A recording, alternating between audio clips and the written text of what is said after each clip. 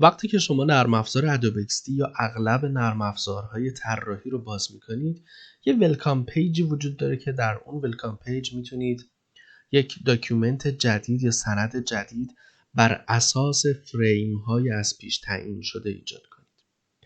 یعنی به عنوان مثال میگی من میخوام وب کار کنم، اینجا کلیک میکنی و برای تو یک سند طراحی وب ایجاد میشه که ابعاد استاندارد و مشخصی داره. دیدید بچه‌ها، من پریدم توی ادوب اکسدی به همین سادگی. یا میتونم مجددا بیام اینجا نیو بزنم و از این پنجره‌ای که برام باز میشه هم صفحاتی که قبلا ایجاد کردم و پروژه‌های قبلیم رو ببینم، هم تصمیم بگیرم که میخوام روی چه چیزی کار بکنم، حتی ابعاد سفارشی بدم، یا از اینجا یک فایلی که قبلا روی سیستم خودم دارم یا از اینترنت دانلود کردم رو اجرا بکنم. یک گزینه اینجا وجود داره بچه‌ها تحت عنوان لرن، خیلی باحاله. اگه بازش بکنین توی مرورگر خودتون وارد وبسایت ادوب میشید و میتونید آموزش‌های رایگان و پایه ادوب اکسدی رو دریافت بکنید. اما خب نیازی هم بهش نیست، خیلی ساده است کار کردن با ادوب اکسدی، ساده تر از اون چیزی که بخواید تصور کنید. برای شروع من میام اینجا و یک سند در ابعاد اینستاگرام ایجاد میکنم برای اینکه کارمون رو شروع بکنیم. وقتی ادوب اکسدی بچه‌ها باز میشه، ما میتونیم محیطش رو به 4 بخش اصلی تقسیم کنیم. اوکی؟ تمرکز و توجهتون رو بدیم به من از اینجا به بعد. 4 تا بخش اصلی داریم. مهمترین بخشی که داریم بچه‌ها این وسط صفحه هست. بهش میگیم آرت بورد. صفحه‌ای که روش کار میکنیم. دو رنگه، میبینید؟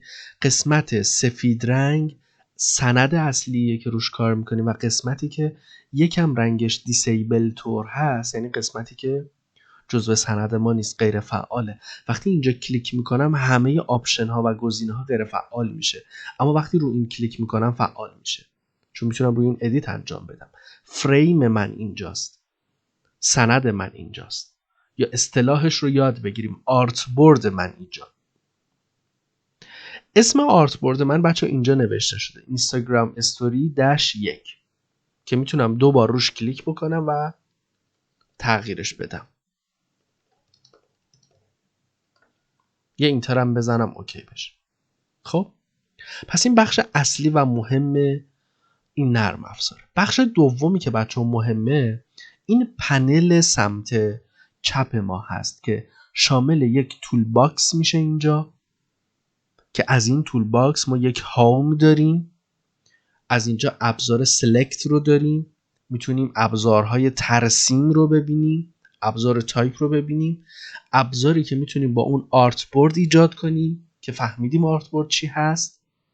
ابزار بعدی ابزار زوم هست که میتونیم روی سند خودمون زوم کنیم و 3 تا گزینه هم این پایین داریم که یکیش لایبرری ما هست، دومیش لایه های سند ما هستند و آخرش پلاگین هایی هست که در نرم افزار داریم.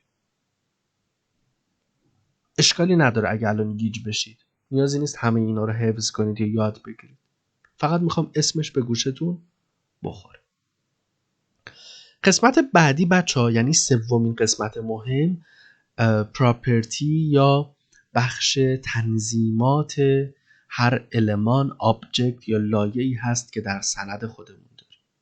اگه روی آرت بورد من کلیک بکنم ببینید بچه‌ها یه سری گزینه و تنظیمات اینجا برام فعال میشه.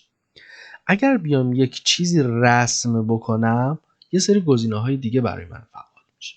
پس هر کاری که ما انجام بدیم، هر آبجکتی که روی صفحه خودمون داشته باشیم یه سری تنظیمات داره که از این قسمت قابل ویرایش.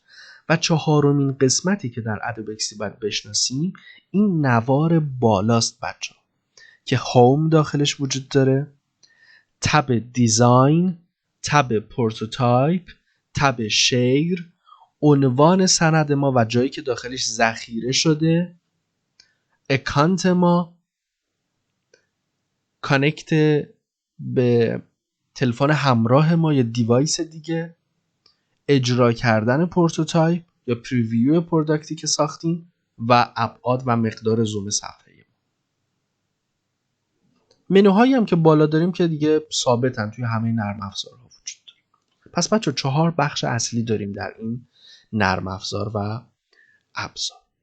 کار کردن با ادوب اکسی خیلی ساده است. برای ایجاد پروژه جدید یاد گرفتیم که از منوی فایل نیو رو داریم که میتونیم با کنترل N هم انجامش بدیم.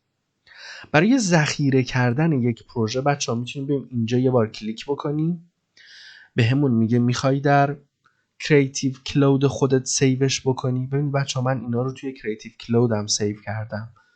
شاید سال پیش اینا رو طراحی 3 ماه پیش اینا رو طراحی کردم، اما هنوز بهش دسترسی دارم. برم روی یه کامپیوتر دیگه هم دسترسی دارم. دیدید که ادوب اکس دی رو من تازه نصب کردم. مزیت کریتیو کلود اینه، یک فضای اشتراکی ابری به ما میده که ما میتونیم به واسطه اون فایل هامون رو هر جایی که ادوب اکس دی وجود داره داشته باشیم. کافیه در کریتیو کلود اون سیستم لاگین بکنیم. و من اینجا یه فولدر درست میکنم، اسمش رو میذارم دوره جامع UI Adobe XD و سیوش میکنم. اینجا به من میگه که احتمالاً دش رو نمیتونیم استفاده بکنیم.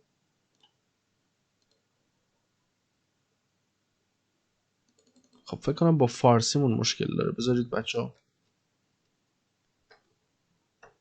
UX UI Adobe XD سیوش میکنم، یک فولدر جدید و عنوانش رو اینجا وارد میکنم. از این به بعد میخوایم هر تمرین و هر کاری که انجام میدیم رو ذخیره بکنیم که به شما بدیم.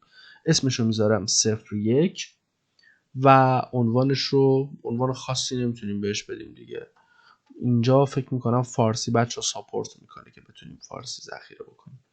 عنوانش رو اینجا مینویسم مقدمه و سیوش.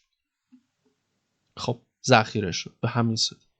بخوام روی کامپیوتر سیو کنم بعد چه کار کنم؟ منو فایل سیو از لوکال داکیومنت بگیرم یا شیفت و کنترل و آلت و اس.